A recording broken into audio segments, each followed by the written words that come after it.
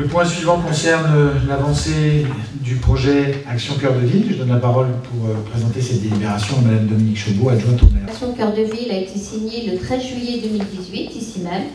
Un premier comité de projet que vous présidiez, Monsieur le maire, s'est réuni le 7 septembre 2018. La convention Action Cœur de Ville, bien sûr, conserve notre ville, mais aussi les pôles de service de la communauté d'agglomération de Saint-Dié-des-Vosges, Raon-l'Étape, Fraise, Plainfin, Senones, Moyen-Moutier, Corcieux, Provenchères et Colroy. Un chef de projet a été recruté le 11 juin 2018 en la personne d'Olivier Thiel qui est présent ce soir. À l'heure actuelle, des études ont été réalisées. Une première étude concerne l'habitat. Tout d'abord, une opération programmée d'amélioration de l'habitat et de renouvellement urbain. Cette étude a pour but de connaître la caractéristique des logements du centre-ville, de connaître aussi la typologie des propriétaires.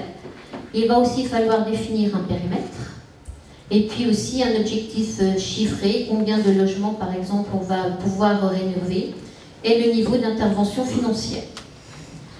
Nous avons aussi une étude sur les modalités de mobilisation des propriétaires. Je rappelle que l'État va subventionner une partie, mais il faudra aussi que les propriétaires abondent aussi sur cette partie. Et puis aussi un volet technique, comment isoler autant sur le plan acoustique que phonique. La Rutière, vous le savez, est classée, et je pense qu'on va s'orienter plutôt vers une isolation intérieure. Et ça, il va falloir le définir. Nous avons aussi une étude sur les espaces publics structurants. Cette étude va être menée en 2019 avec pour maîtrise d'ouvrage la communauté d'agglomération de Saint-Dié-des-Vosges. Cette étude va porter bien sûr, elle est attendue depuis très longtemps sur la place du marché. Quel devenir pour cette place? Elle va porter aussi sur l'axe gare Le Corbusier-Quai de la Meurthe. Également sur la relation entre le centre-ville et le quartier de Kellermann et bien sûr une requalification de la trame viaire de la seconde reconstruction, le secteur de la Rutière, mais aussi les rues qui sont parallèles.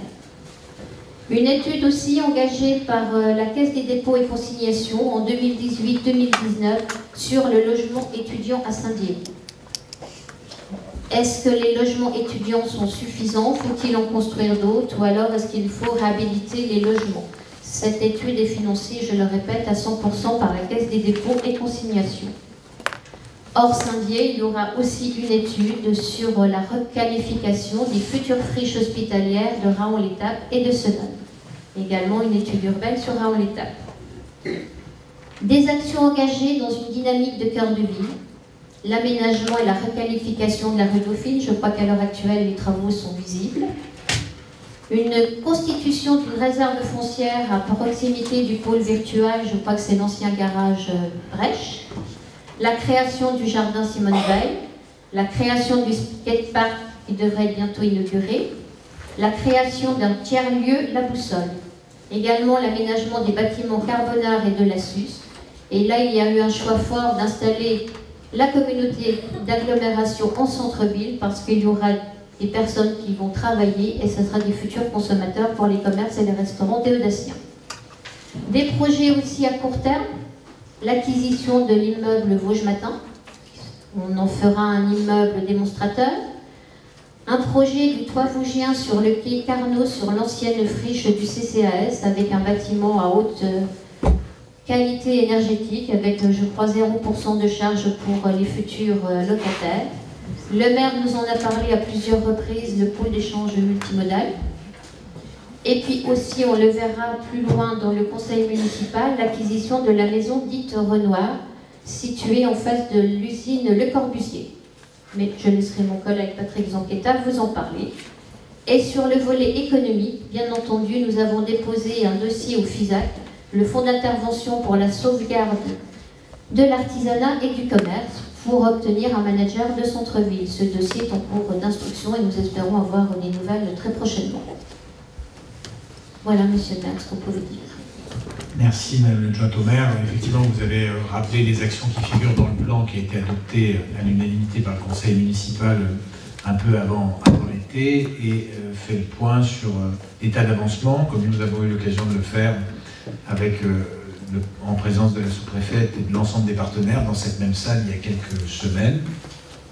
Je précise que depuis notre signature de convention, d'autres sont intervenus dans des villes proches de nous ou avec des situations comparables. Je pense à Saverne, à Guebwiller, à Épinal, qui ont signé un peu après nous leur convention et qui déploient des programmes qui sont souvent assez différents en fonction des caractéristiques du centre-ville. Je précise aussi, vous avez tout à l'heure parlé des études sur l'habitat et sur les espaces urbains structurants, en particulier sur la place du marché en 2019.